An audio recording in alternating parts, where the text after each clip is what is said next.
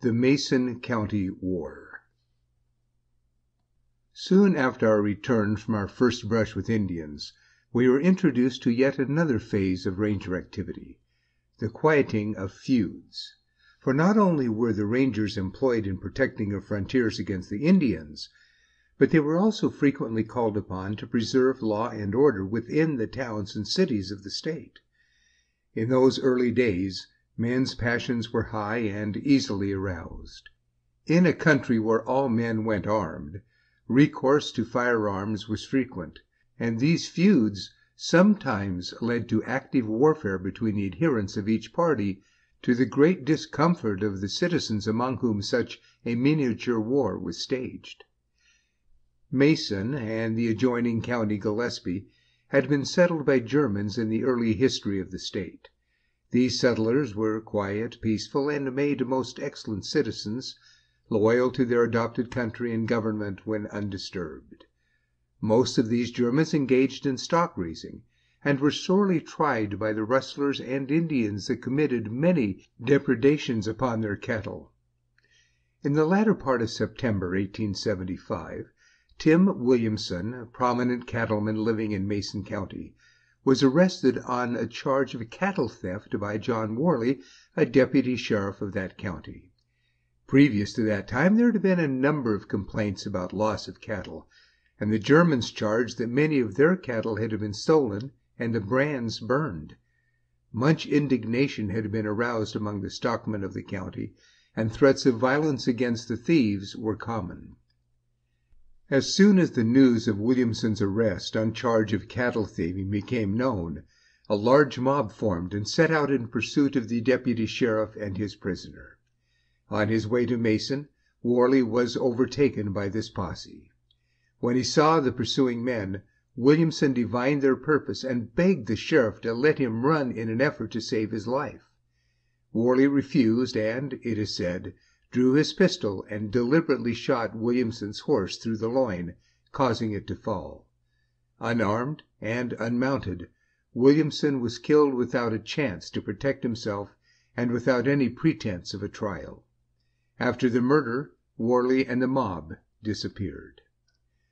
Whether or not Williamson was guilty of the charge against him, he had friends who bitterly resented the deputy sheriff's refusal to allow the murdered man a chance for his life, and his death caused a great deal of excitement and bitter comment in the county. A man named Scott Cooley, an ex-ranger of Captain Perry's Company D, was a particular friend of Williamson and his family. Cooley had quit the ranger service at the time of his friend's murder, and was cultivating a farm near Menardville. He had worked for the dead man and had made 2 trips up the trail with him.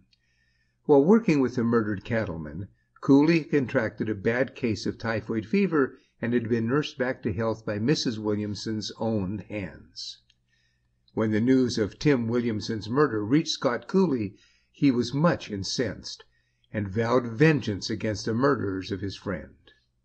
He left his farm at once, and saddling his pony, rode into the town of Mason, heavily armed.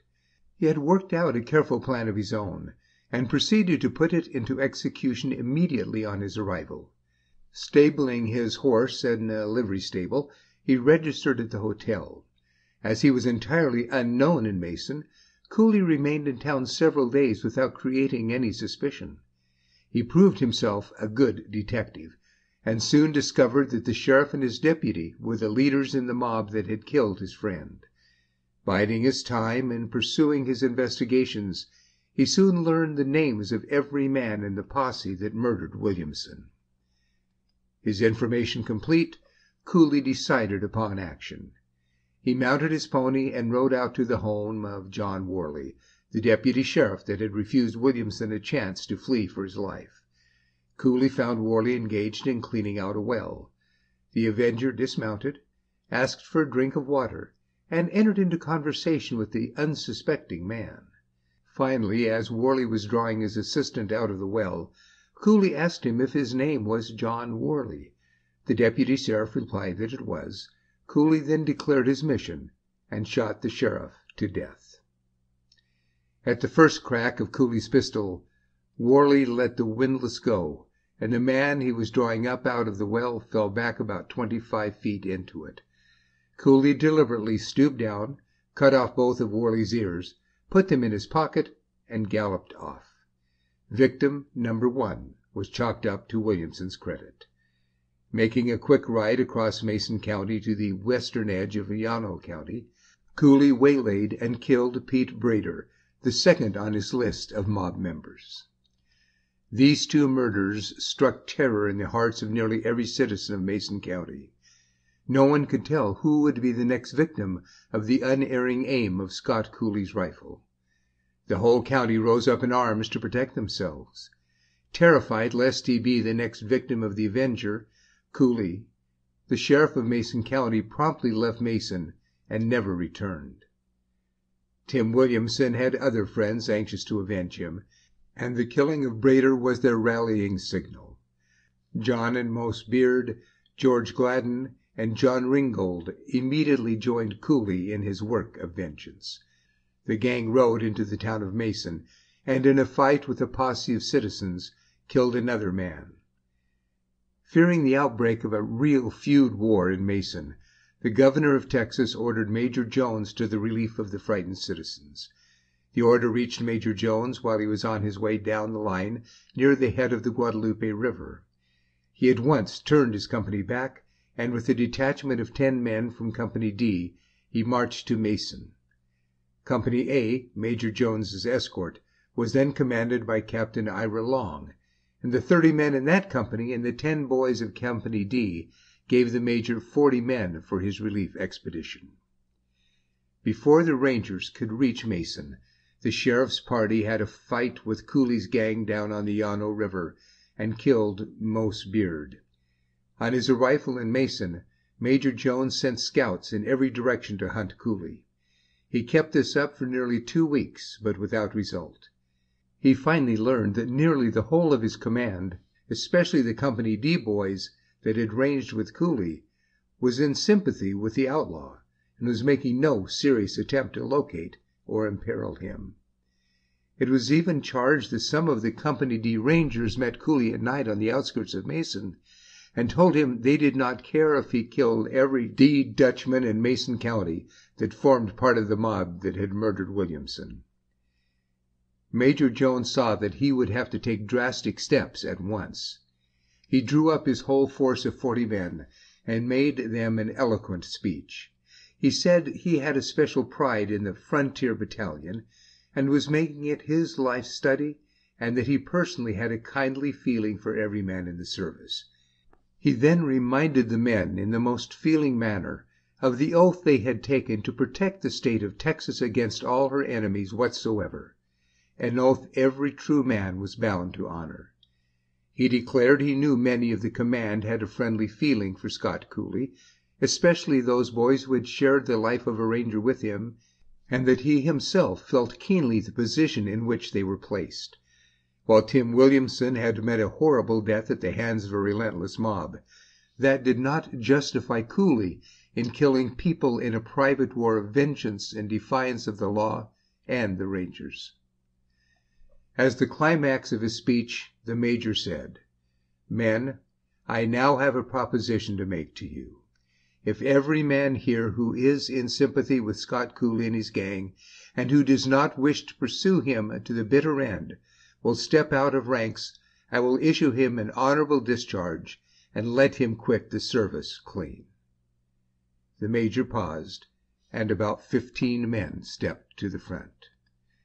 "Gentlemen," continued Major Jones, "those who do not avail themselves of this opportunity, I shall expect to use all diligence and strength in helping me to break up or capture these violators of the law." After the discharge of the Cooley sympathizers, the Rangers went to work with a new vigor, and finally captured George Gladden and John Ringgold. Gladden was sent to the state penitentiary for 25 years, while Ringgold received a life sentence. Probably Scott Cooley was informed of Major Jones's appeal to the Rangers, for he became less active around Mason after this. John Beard, it was reported, skipped Texas and went to Arizona. Soon after Cooley killed John Worley, Norman Rogers got permission from Captain Roberts to ride over to Joe Franks's cow outfit to exchange his horse for a better one. When Rogers rode into the cowboy camp, he noticed a man resting under a tree near the fire. The stranger called one of the cowboys and asked him who Norman was. As Rogers left camp, this man followed him and asked if he were one of Robert's rangers and if he knew Major Reynolds. Rogers replied that he knew Reynolds very well. The man then declared he was Scott Cooley, and, reaching into his pocket, he pulled out John Worley's ears. "You take these ears to Major Reynolds with my compliments, but don't you tell anybody you saw me." Rogers duly delivered the ears, and Reynolds cautioned him to say nothing about them. 40 years afterwards, at an old settlers' reunion in Sweetwater, Norman Rogers mentioned this incident in a speech. He had kept his promise to Cooley and Reynolds all those years. Having lost his friends and his sympathizers in the Rangers, Cooley returned to Blanco County, where he had formerly lived. Here he was stricken with brain fever, and though tenderly nursed, shielded by his friends, he died without ever being brought to trial for his killings. This ended the Mason County War. But before the feud died, some 10 or 12 men were killed, and a race war narrowly averted. End of chapter 5.